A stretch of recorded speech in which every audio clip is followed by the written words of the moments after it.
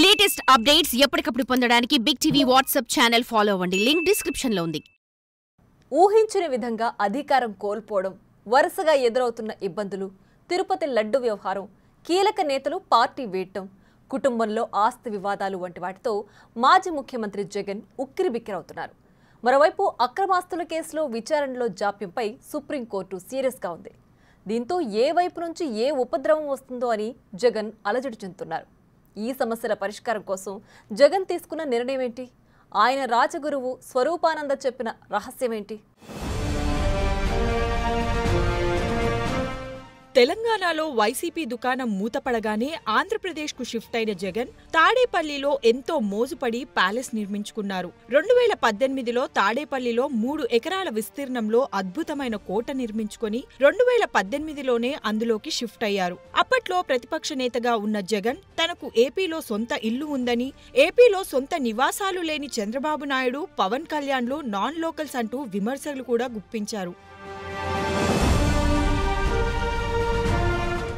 ఆ local sentiment పనిచేసిందో ఏమో కానీ 2019లో జగన్ ముఖ్యమంత్రి అయ్యారు. అయిన దగ్గర నుంచి తాడేపల్లి ప్యాలెస్ నే క్యాంప్ ఆఫీస్ గా మార్చుకొని అక్కడే సీఎంఓ నిర్వహించి రాజకీయ ప్రభుత్వ కార్యకలాపాలు కొనసాగించారు. 2024 ఎన్నికల్లో ఓటమి తర్వాత జగన్ రాజకీయంగా, కుటుంబ పరంగా చాలా ఇబ్బందులు ఎదుర్కొంటున్నారు.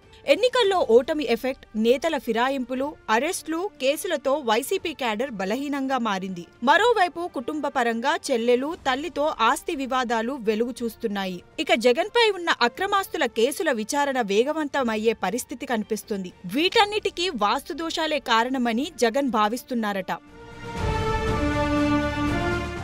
వాస్తు దోషాలకు సంబంధించి ఆయన తన రాజకీయ గురువు విశాఖ శారద పీఠాధిపతి స్వరూపానందని సలహా అడిగినట్లు సమాచారం. ఆయన ఇచ్చిన సమాచారం ప్రకారంగా తాజాగా ఈశాన్యం వైపు ఉన్న డ్రిల్స్ ని తొలగించినట్లు తెలుస్తోంది. తూర్పు ఈశాన్యం మూసి ఉంచడం మంచిది కాదన్న వాస్తు పండితుల సూచనతో జగన్ ఇంటికి సంబంధించి వాస్తులో మార్పులు చేర్పులు చేస్తున్నట్లు సమాచారం.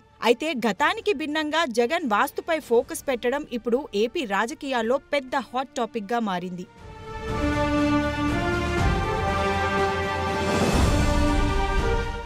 ఇన్నాళ్లు వాస్తు దోషాన్ని పట్టించుకోని జగన్ ఇప్పుడు సీరియస్ గా తీసుకున్నారని సమాచారం. వాస్తుపరంగా ఇంటికి ఉన్న దోషాల్ని తొలగించే పనిలో పడ్డారిప్పుడు. ఇటీవలే ఇంటికి దక్షిణ దిశలో ఉన్న కంచెను తొలగించారు. ఇప్పుడు తాజాగా ఇంటికి తూర్పు ఈశాన్యం వైపున్న కంచెను తొలగించారు. తూర్పు ఈశాన్యం మూసివేయడం మంచిది కాదని వాస్తు పండితులు చెప్పడంతో ఈ మార్పులు చేస్తున్నారట.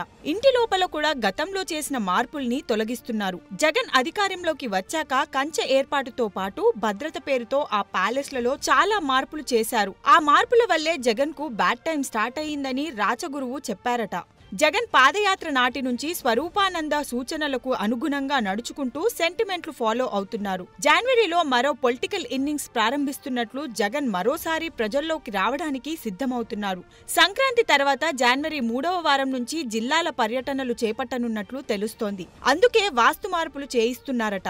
మరి ఈ వాస్తు మార్పులు జగన్ కు ఎంతవరకు కలిసి వస్తాయో చూడాలి.